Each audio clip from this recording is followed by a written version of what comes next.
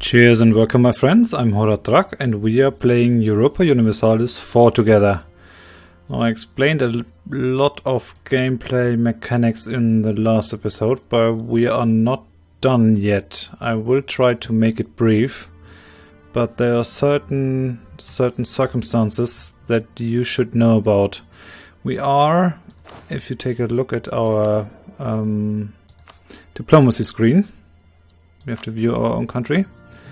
We are a part of the Holy Roman Empire. There's a screen here, down here, where you can look at the Holy Roman Empire. And playing in the Holy Roman Empire is a bit different than playing a normal country, because basically we are only semi-sovereign as a country. Austria is the emperor. Friedrich III von Habsburg is the emperor. And he has certain rights. He gets a lot more diplomatic actions that he can do. And he gets a couple of benefits, more leaders, more diplomats, more diplomatic relationship. And also some more tax income and a lot more manpower and force limit. So he can have quite a big army, because basically we as the states that are all listed down here, 55 princes in the Holy Roman Empire, we are providing the emperor with men and money. That's what he's getting, and on his end he has to uphold the territorial integrity of the empire. So if a empire state gets attacked by a non-empire state, like for example, if Pomerania here gets attacked by Poland, because Poland wants to have access to the Baltic, then the emperor, Austria, current emperor, will be called into the war. It will be called to defend the empire and the state. It's we're not vassals. We're not vassalized yet. The emperor can gain enough imperial authority to pass certain reforms, and at some point here, when we have revoked the privilegia, all members of the empire will become the vassals of the emperor that passes the reform. So we can do stuff, but formally we are not really a sovereign state. We are a principality. Now, it's I quite like that the HRE is not one unified country. I think Europa Universalis 4 really strives to account for the idiosyncrasies of the HRE. I think it does a pretty good job of showing how the Holy Roman Empire worked, because it was always a state of pretty a discordant state of lots and lots of small principalities. If you go into the political map mode, you can see how many states are in the Holy Roman Empire. But they've always done their own politics in a way, because the emperors could not really establish themselves as a strong central power. Contrary to France. France did a pretty good job of centralizing their land, although not at this point in time. I think it's a bit weird that 1444 France is this unified monolith. It really became successful under Louis XIV, who built his Versailles, took all his nobles there, and essentially gave them so many ceremonial and courtly busy work that they couldn't even take the time to plot rebellions.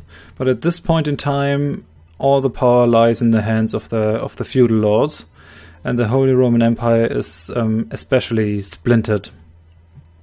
The next expansion for Europa Universalis, the Cossacks, will introduce estates, and I hope that will lend itself a bit more to account for the difficulties that ruler had to face at this time, because it was always a struggle for power between different estates. The noble want this and the burghers want that, and the clergy want something else. And then you have all these local rulers that have their own power base. I mean, Brandenburg, it owes allegiance to Austria, but it can also do what it wants in certain boundaries. And we are one of these princes, because that is how the game has to show our merchant alliance. That's how we are represented. So what does that mean for us?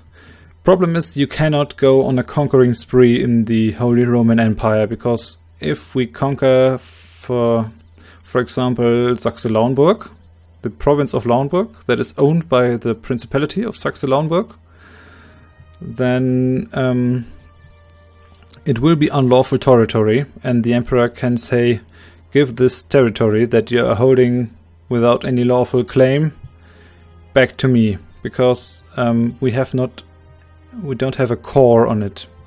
Now, what are cores? This is a mechanic that passed over from Europa Universalis 3 and the games before, I think. And basically, if you have a core in a province, symbolized through this kind of heraldic icon, that means your country sees this province as part of its core possessions. This is what is your country, your core in a way. You will not give this up. And we have no core on Saxe-Lauenburg. We can fabricate a claim that will give us a reason for war. We cannot just, alright, you can declare wars with wild abandon, but you will get aggressive expansion. This basically means that other countries that are around us view us as a power-hungry warmonger and will be very likely to punish us for our actions. So you have to declare a war, ideally with a reason for war, a casus belli. And we can fabricate a claim on this province, which we will do right now. You go to diplomacy of the country you want, and you go to covert actions and fabricate claim, and then we start to fabricate a claim on Saxe-Lauenburg. Basically, that means we are bullying some monks, perhaps, to find a document that says this country was originally granted to our land, or some other shady practices that might give our attack on them some sort of credibility. If we do it, if we conquer this thing, the emperor can then still come and say, give me back the territory that you took out of my empire, and then you can comply, or you can't comply. And if you do not comply, everybody in the HRE will be pretty angry, although they do it themselves, but they are all a bunch of hypocrites. And if you comply, the emperor gets the province and will most likely re-establish the state of Saxe-Lauenburg. So you have to tread very carefully if you are in the HRE, in the Holy Roman Empire, and want to do some conquest, and hold on to your things, because every time you do conquest, your neighboring countries get upset. They see you as a threat, and if they see you as enough of a threat, they will basically band together and attack you in a coalition. This is what's shown here in the coalition map mode. You can see, if I mouse over countries in my vicinity, Brandenburg, in opinion about Hanseatic aggressive expansion, 0. So they do not perceive me as any threat at all. They might still attack me, but not because they think I'm an aggressive warmonger. But the more you conquer, the more aggressive expansion you accumulate, and it burns off over time. But you have to be a bit careful. Now, our immediate goals are to conquer these two provinces. We want to conquer Lauenburg and we want to conquer Stade, to connect our three provinces. Because if they are not connected, we will have a much more difficult time to quell rebellions and all these things. So we'll try to do that first. You can pick missions that nudge you in a direction that your country went into historically. And I think we'll take the End the Sound Toll mission. Enough is enough. Controlling 2 pieces of land by sea divided should not imply control over the trade that passes between and through them. Flatter and woo them, or raise their cities and salt the earth. Either way, our trade shall flow freely from the Baltic through the Kattegat. To fulfill this mission, we have to control Skåne and Sjælland. These 2 provinces currently controlled and owned by Denmark. We do not have to own these provinces. We just have to attack them, siege these provinces down, and then occupy them to fulfill this mission. And we will get free shipping through the Sound until the 2nd January of 1821, so basically until the end of the game. That is the time frame of this game, 1444 till 1821. It's quite a lot of time. And this will give us plus 15 local trade power and plus 25% local trade power in Lübeck. And as you can see in Lübeck, we are getting 10 local trade power by being an important center of trade. So if we can do this mission, Lübeck will be increasingly powerful. It will be much more powerful, more than double, maybe thrice as powerful as it is now, because it will get the 15 local power and then the 25% on top of it, and it already has 10 trade power through the coastal center of trade, and then every province has some base.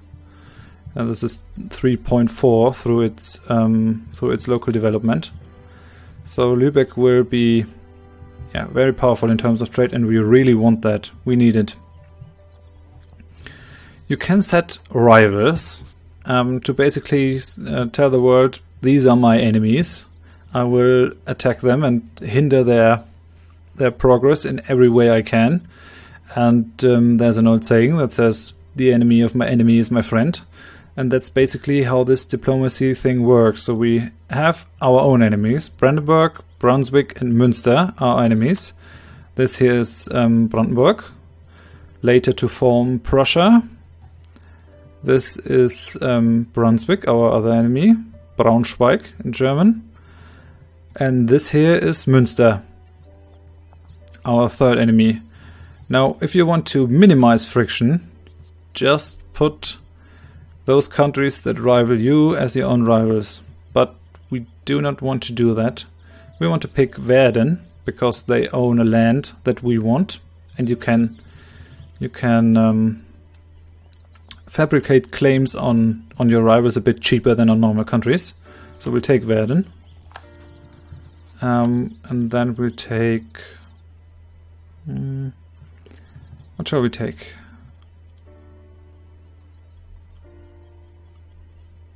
And yeah, it's probably not a bad idea to take countries that already hate us. You can see here our relationship is minus 50 with Münster, minus 52 with Brunswick. We have some border friction, so it's a bit higher, because we border them here. And we'll take Brunswick. And we'll also take Brandenburg. Why not? Why not? So we have declared our rivals.